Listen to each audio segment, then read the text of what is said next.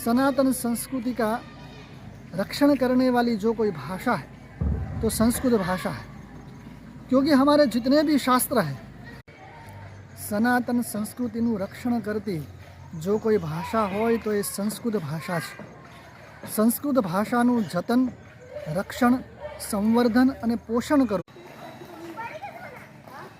નીલકંઠ ધામ ગુજરાતમાં આવેલું સુપ્રસિદ્ધ તીર્થ સ્થળ છે.